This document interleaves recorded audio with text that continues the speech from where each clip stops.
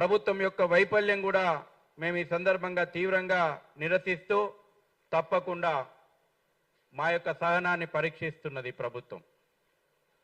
మా యొక్క హిందూ యొక్క విశ్వాసాలకు ఛాలెంజ్ ఇస్తుంది రజాకార్ ఎజెండా.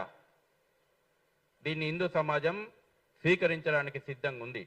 అందుకే నేను చెప్పిన ఔరంగజేబు వారసులకు చాలా స్పష్టంగా మేము చెప్పదలుచుకున్నాం, మేము శివాజీ వారసులం అని చెప్పి.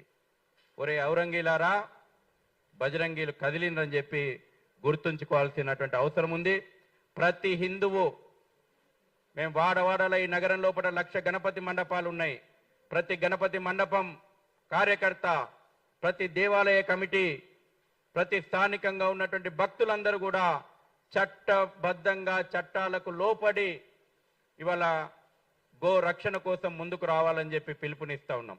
ఒక పక్కన చట్టాలను సవాల్ చేస్తూ గో హత్య చేస్తామంటున్నారు కదా, మనమందరం కూడా చట్టాలకు లోబడే ఎక్కడైనా గో ఆక్రమణ రవాణా అయితే అక్కడే నిలదీయండి. చట్ట ప్రకారము చట్టబద్ధంగా ప్రభుత్వ విభాగాలను ఫెయిల్యూర్ను మనం ప్రశ్నిద్దాం, మన గోవులను కాపాడుకుందామని చెప్పి ముఖ్యంగా జంజి, ఇవాళ జంజి ఈ రాష్ట్ర ప్రభుత్వానికి సోయి లేకుంటే గుర్తు చేస్తా ఉన్నా.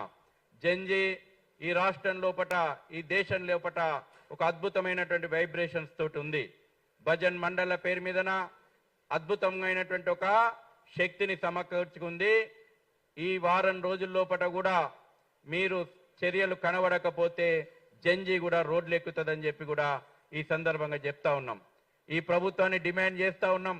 నామమాత్రపు చట్టం 77 చట్టం కఠిన నిబంధనలతోటి కొన్ని రాష్ట్రాల లోపల యావజ్జీవ శిక్ష పడేటువంటి ఉత్తరప్రదేశ్, అస్సాము, మధ్యప్రదేశ్ లాంటి రాష్ట్రాల లోపల మీకు ఇచ్చిన డీటెయిల్స్ అన్ని కూడా ఇచ్చినాము. ఆ రాష్ట్రాల లోపల కఠినమైనటువంటి నిబంధనలు పొందుపరిచారు.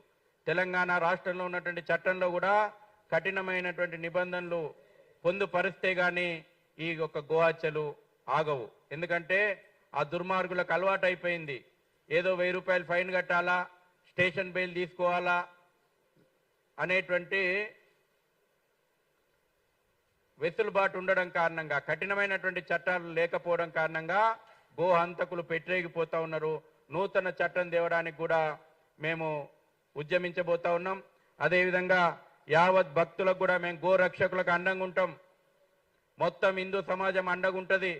ఇవాళ గో రక్షకులను మీరు పోలీస్ స్టేషన్ వైద్యుగా వేధించి వాళ్ళను బైండోర్లు చేస్తే అక్కడికి అణుచాలనుకుంటే మీది పొరపాటు అవుతుందని ప్రభుత్వాన్ని హెచ్చరిస్తా ఉన్నా.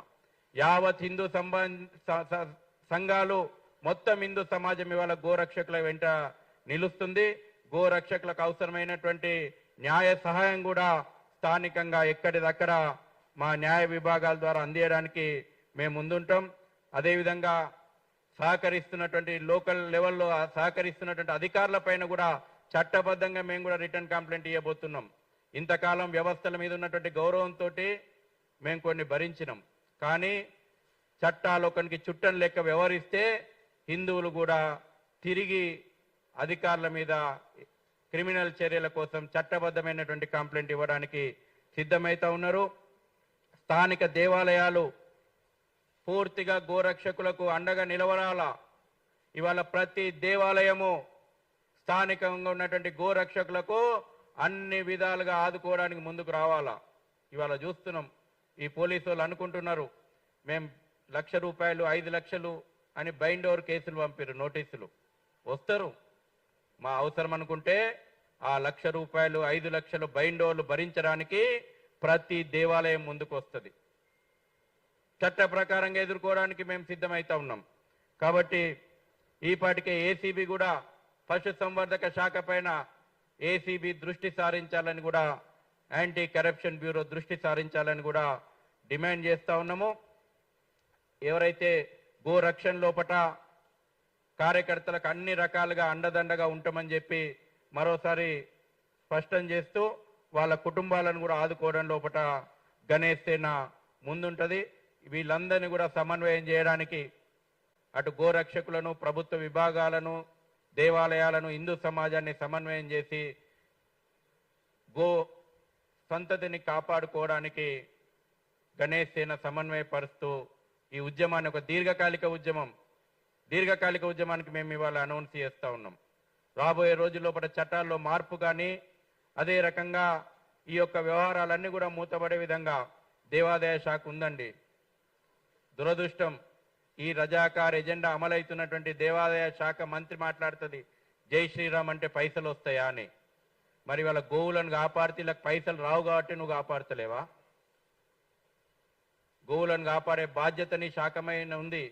కామన్ గుడ్ ఫండ్ ఏదైతే నువ్వు కలెక్ట్ చేసుకుంటున్నావో దేవాదాయ శాఖ ప్రతి దేవాలయం నుంచి కామన్ గుడ్ ఫండ్ ఏదైతే కలెక్ట్ చేసుకుంటున్నావో చట్ట ప్రకారం గో రక్షణ కోసము వెచ్చించాల్సిన బాధ్యత ఈ రాష్ట్ర దేవాదాయ శాఖ మీద ఉంది. ఇప్పటి వరకు సింగిల్ ఎన్పి నయా పైసా దేవాదాయ శాఖ ఖర్చు పెట్టలేదు.